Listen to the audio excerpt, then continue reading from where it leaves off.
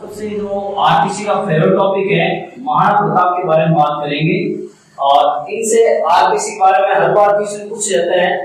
महाराणा प्रताप का जो शासनकाल है 1572 से लेकर 1597 तक है। सबसे पहले महाराणा प्रताप का जो जन्म हुआ था 9 मई 1540 को अर्थात विक्रम संवत 1597 को महाराणा प्रताप का जन्म हुआ था, जिसमें ज्येष्ठ शुक्ल तृतीया वार रविवार के दिन का जन्म हुआ था। और इनका जन्म स्थान आपके कुंभलगढ़ दुर्ग के कटारगढ़ में स्थित जो बादल महल है, उस बादल महल में एक जगह है जूनी कचहरी। उस जूनी कचहरी में महाराणा प्रताप का जन्म हुआ था। और ये जो कुंभलगढ़ दुर्ग है, मैं आपको बता देता हूँ, महाराणा कुंभा के द्वारा निर्मित है और कुंभलगढ़ दुर्ग राजसमंद में स्थित है। अगली बात, इनके जो पिता का नाम था उदय सिंह और माता का नाम इनका जेवंताबाई था। उदय सिंह की मुख्य दो रानी थी, एक जेवंताबाई या जीवन कौर, जो भी आप कहना चाहें, एक थी धीरबाई। जेवंताबाई की दो संतान थी, महाराणा प्रताप और शक्ति सिंह। महाराणा प्रताप और शक्ति सिंह। और धीरबाई की एक संतान थी जगमाल। मेवाड़ वंश के एकमात्र ऐसे शासक उदय सिंह थे जिनका निधन होली के दिन हुआ था। अर्थात होली के दिन ही महाराणा प्रताप का राज्याभिषेक गोलुंगा में स्थित महादेव बावड़ी जो शमशान भूमि के पास पड़ती है, वहां पर इनका राज्याभिषेक किया गया था। इनका राज्याभिषेक इनके नानाजी अखिराज सोमरा के द्वारा करवाया और ये अखिराज सोमरा पाली के थे। और इनको रात्रि में करने के बाद तलवार भेंट की गई और ये तलवार भेंट की थी रावत कृष्णदास ने। अर्थात ये भी बताया गया कि महाराणा प्रताप को सब दिशा रावत कृष्णदास ने दी थी। इससे पहले धीरबाई क्या करती है, जगमान को अपना उत्तराधिकारी घोषित कर देती है, लेकिन अनेक राजा महाराजा सामंत महाराणा प्रताप के पक्ष में होते हैं और महाराणा प्रताप को राजा बना देता है महादेव बावड़ी गोविंदा उदयपुर में। अगली बात, मेवाड़ के अर्थात राजस्थान इतिहास के शासित महाराणा प्रताप थे, जिनका राज्याभिषेक 2 बार हुआ था। इनका राज्याभिषेक होली के दिन ही 28 फरवरी 1572 को 32 वर्ष के आयु में, ये पूछा हुआ है, 28 फरवरी 1572 को 32 वर्ष के आयु में इनका राज्याभिषेक हुआ था। और प्रताप के साथ साथ छत्रपति शिवाजी और एक फर्स्ट ग्रेड में कोर्स में औरंगजेब का भी राज्याभिषेक 2 बार हुआ था। और इनका जो राज्याभिषेक समारोह मनाया गया था कुंभलगढ़ दुर्ग में मनाया गया था, ये भी पूछा हुआ। राज्याभिषेक में पटना गोविंदा हुआ, लेकिन इनका राज्याभिषेक समारोह कुंभलगढ़ दुर्ग में मनाया गया था। ऐसा बताया कि महाराणा प्रताप के कुल 13-18 विवाह किए थे और इनकी जो मुख्य रानी थी वो थी अजते पवार और क्षीरबाई।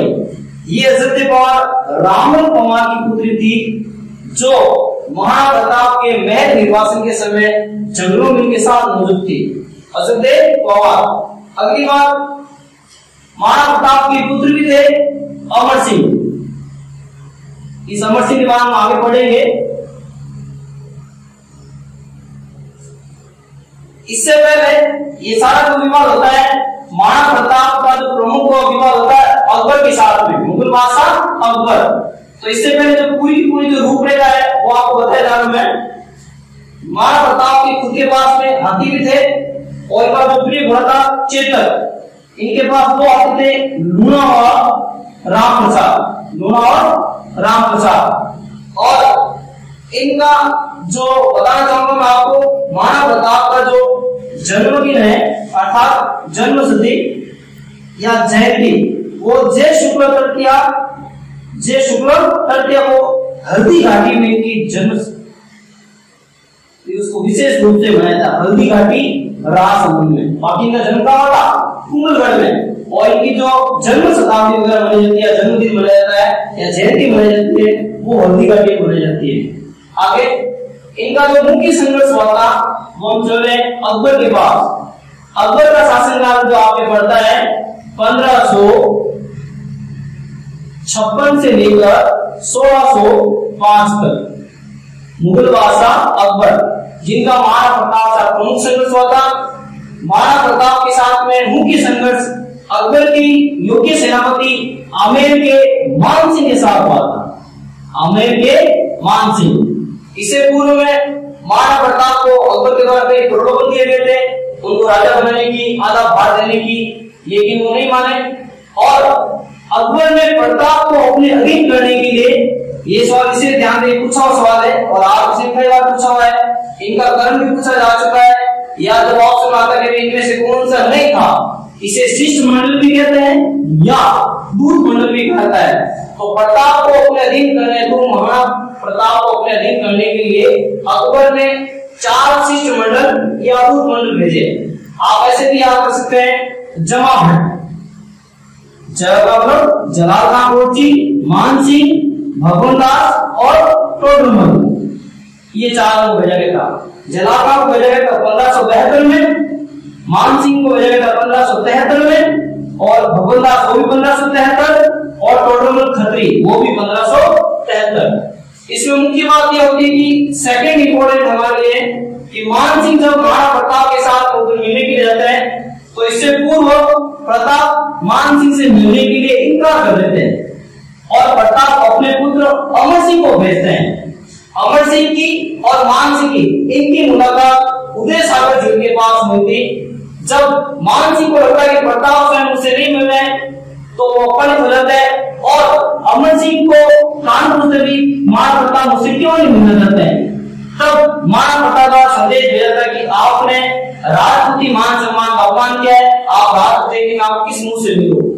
तो मान सिंह ये सुनकर वापस ले जाता है अकबर के पास में, और अकबर को जाके बोलता भाई मैं कौन हूँ, मुझे कुछ बता रहे महाराणा प्रताप। तब महाराणा प्रताप जब इनको वापस भेजे पत्र के माध्यम से, तो जब मान सिंह अकबर के पास वापस आते हैं, तो अकबर द्वारा मान सिंह को उस समय फर्जन की हुक्म दी जाती है। फर्जन का जो अर्थ है फारसी भाषा में अर्थ था बेटा। तो ये पूछा हुआ सवाल है, मान सिंह को फर्जन की उपाधि किसने दी? मान सिंह को फर्जन की उपाधि मुगल बादशाह अकबर ने दी थी।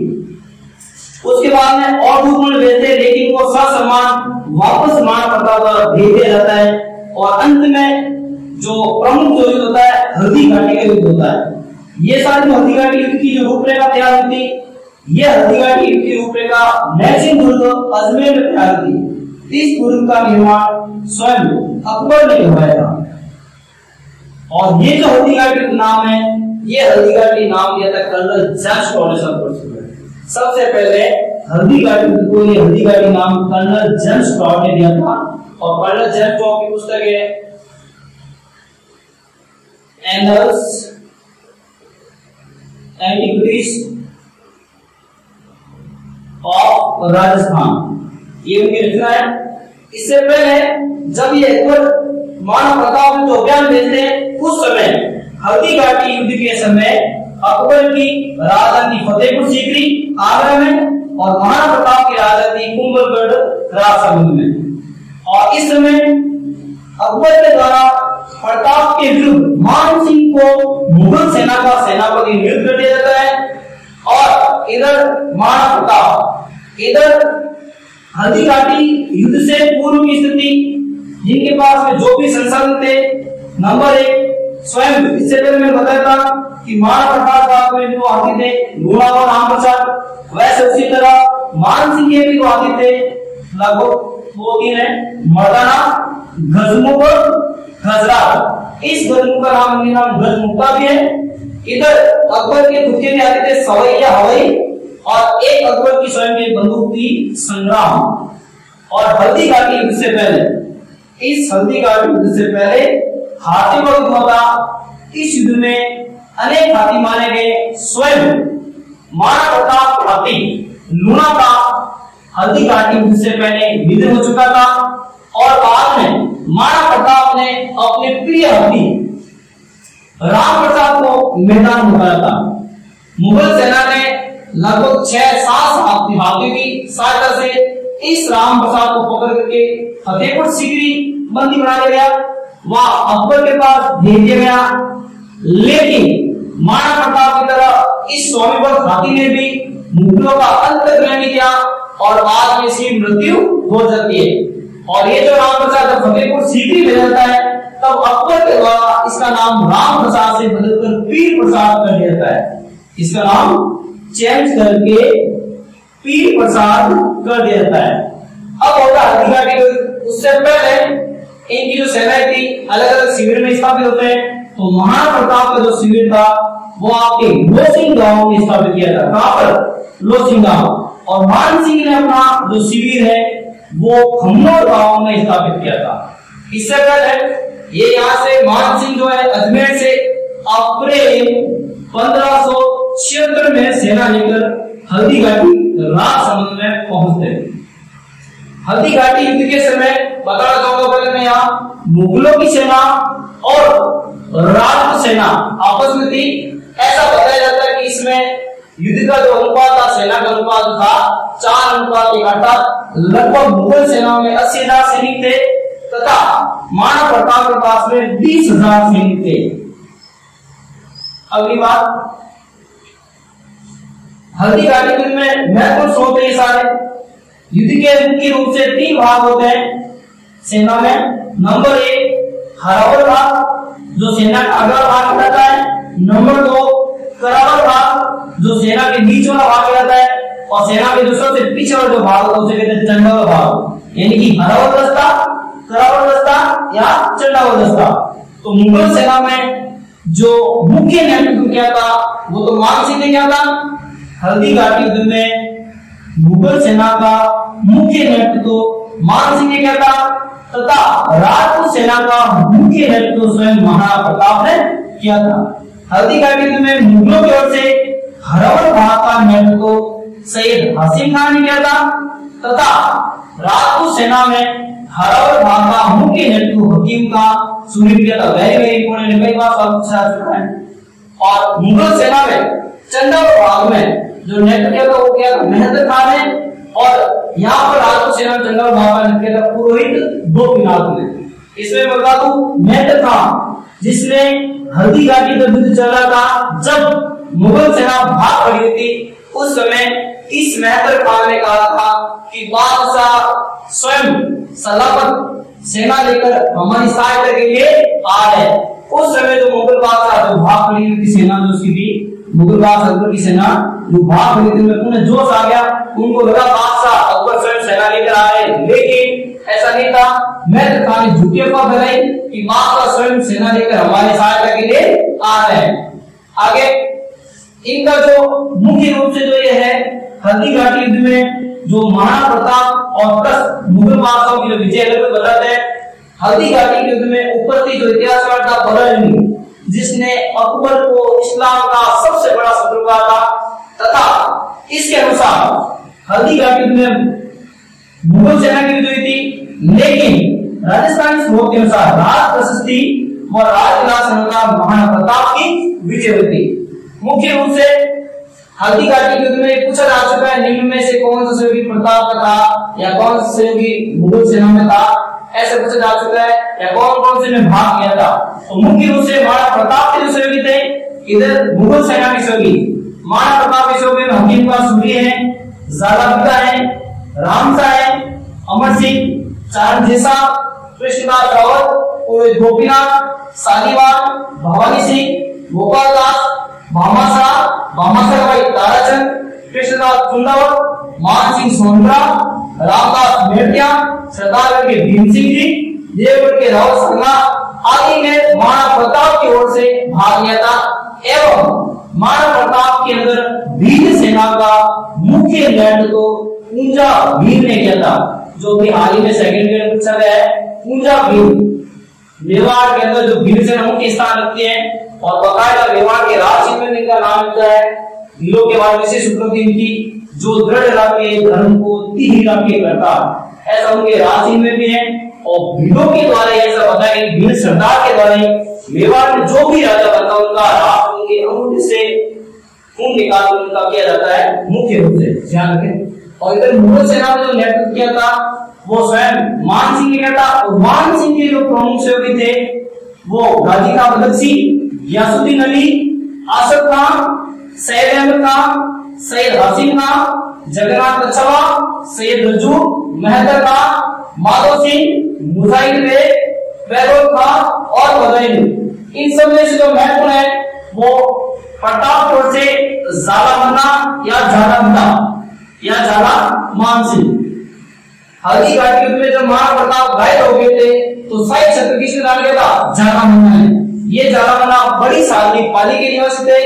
और सेकंड में उनके साथ आता है जो महाराणा प्रताप की जो सर्वाधिक मदद करने वाले थे भामाशाह, और भामाशाह के भाई ताराचंद। ये जो भामाशाह थे इन्हें मेवाड़ राज्य का दूसरा उदाहरण या मेवाड़ राज्य का रक्षक कहा जाता है, क्योंकि इन्होंने विपत्ति काल में, संकट काल में महाराणा प्रताप की सर्वाधिक सहायता की थी। और ये जो भामाशाह थे मूल रूप से रतपुर के निवासी थे। इनको मेवाड़ का दूसरा भामाशाह और प्रथम भामाशाह हमीर को कहा जाता है। अगली बात इसमें इंपॉर्टेंट है कि तो मुगलों की ओर से बदायूं, बहलोल खां, एक नाम आता है महेंद्र खां, एक आता है जगन्नाथ कछावा। इनकी बात करेंगे अपन आगे। ये जो बहलोल खां था इसका हल्दी घाटी युद्ध के समय प्रताप के द्वारा जिहाद पत्थर सहित इसको घोड़े समेत दो टुकड़े में थे। बहलोल खां पठान, ये ध्यान रहे। आगे तुमको बता रहा हूं, आगे देखिए हल्दी घाटी की जो इंपोर्टेंट फैक्ट्स है, कई बार पूछे जाते हैं। हल्दी घाटी युद्ध के समय महाराणा प्रताप ने अपने हथियार है ना या माया की गुफा उदयपुर छुपाए थे। आपको याद है माया की गुफा कहाँ स्थित है? उदयपुर में।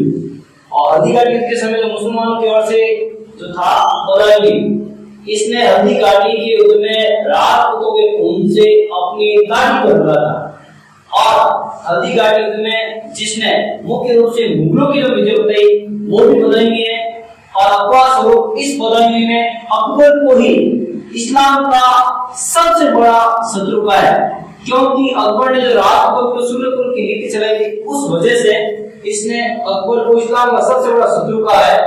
और ये जो हल्दी घाटी युद्ध है, इस हल्दी घाटी युद्ध को अनेक इतिहासकारों ने विभिन्न नामों की शब्दावली से संबोधित किया है। यानी कि हल्दी घाटी के युद्ध को बना करने का युद्ध भी कहा जाता है, हल्दी घाटी के युद्ध को हाथी युद्ध भी कहा जाता है, क्योंकि इस युद्ध में हाथी की लड़ाई भी मुख्य रूप से देखी गई।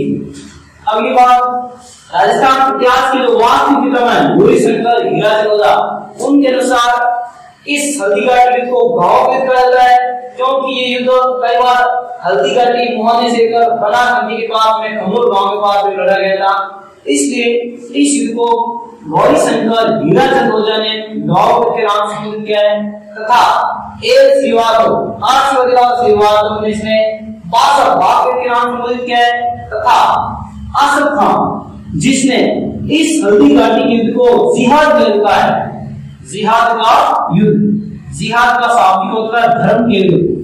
और अबुल फजल जो मुख्य रूप से अकबरनामा के लेखक के आईन अकबरी या अकबरनामा, उसने हल्दी घाटी को खमनों में कहा था।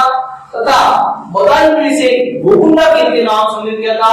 ये खमनों का आश्रम में और गोकुंडा आपके उदयपुर में। गोपीनाथ शर्मा के अनुसार यह युद्ध अनियमित रहा था, लेकिन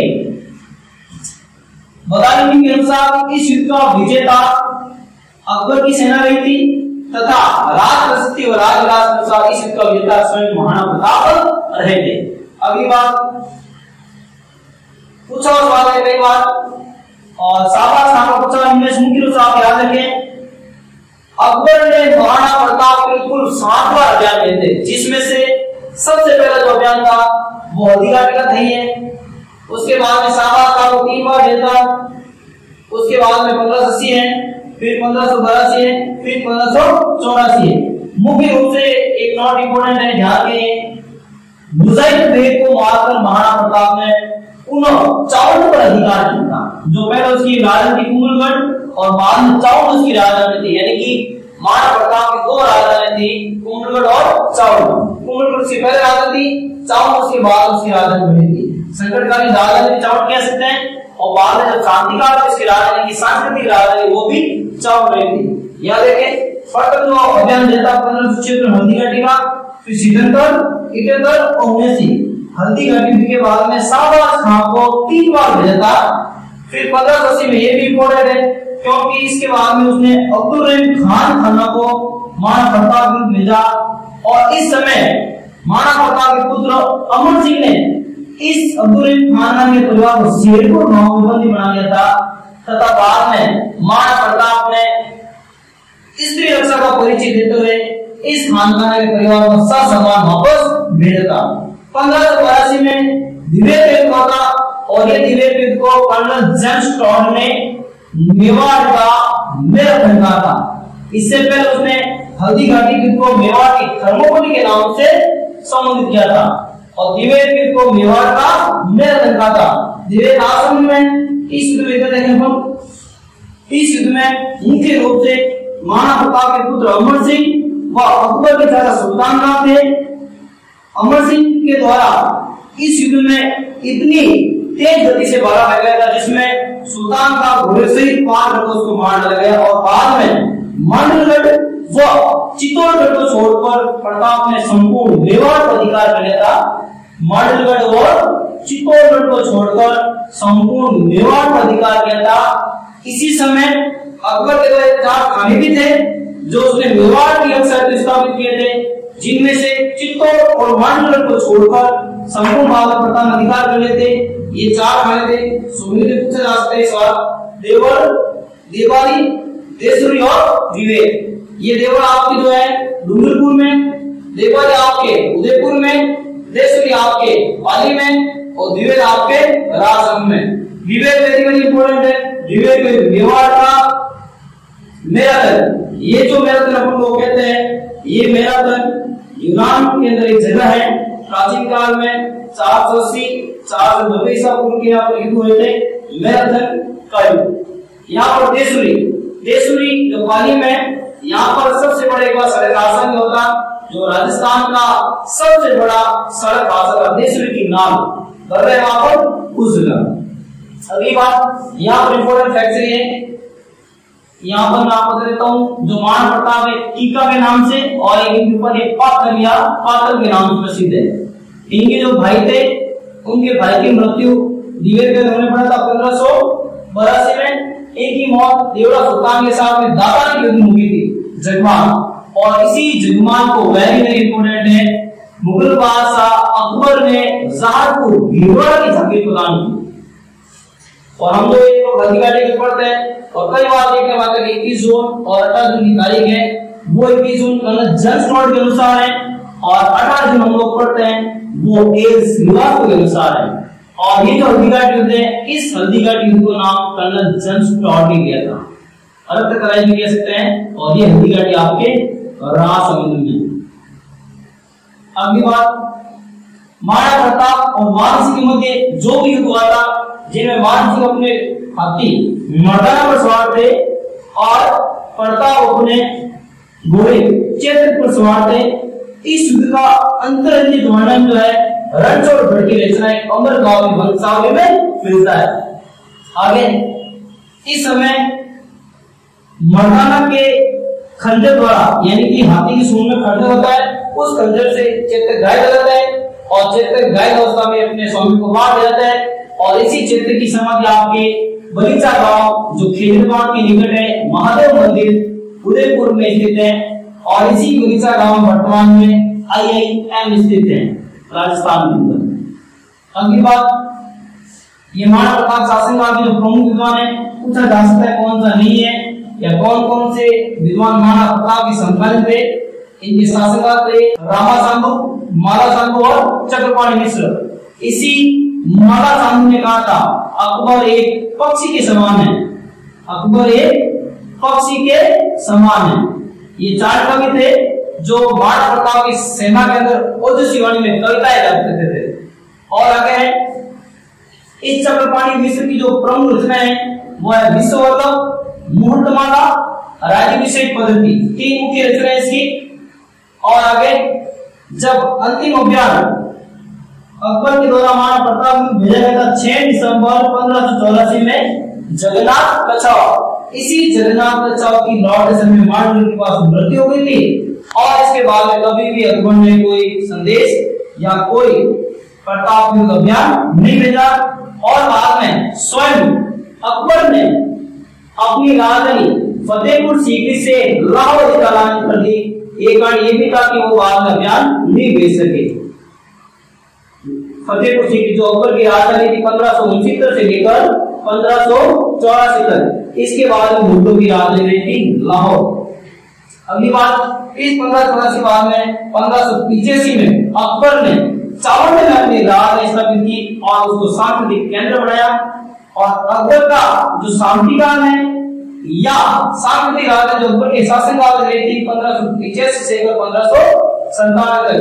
और मुख्य रूप से ये जो चावंड का पूछा हुआ है, मेवाड़ की राजधानी चावंड कब तक रही, तो आपके 1585 से लेकर 1615 तक मेवाड़ की राजधानी थी। और पृथ्वीराज चौहान की समकालीन चित्रकार का निसार थी चावंड का प्रसिद्ध चित्रकार पूछा हुआ है। इसने दो मुख्य रूप से ग्रंथ चित्रित किए थे, रागमाला और भलामालू, मुख्य रूप से यही है। और आगे बाद में महाराणा प्रताप की जो भी छतरी है, जैसे बगीचा गांव महादेव मंदिर है, यहाँ पर प्रताप की भी छतरी है। पांडोली गांव उदयपुर के अंदर 8 खंभों की छतरी है, ठीक है ना। प्रताप की जो मृत्यु हुई थी वो आपके प्रताप की मृत्यु 19 जनवरी 1597, इनकी मृत्यु आपके चावंड में थी, लेकिन इनका अंतिम संस्कार बारडोली में किया गया था। ये मुख्य रूप से महाराणा प्रताप है और इनमें से सवाल लगभग आगे से पूछ सकते हैं, तो कई बार इनसे सवाल वगैरह पूछे जाते हैं और कई सवाल क्वेश्चन जो है रिपीटेड भी है। Thank you.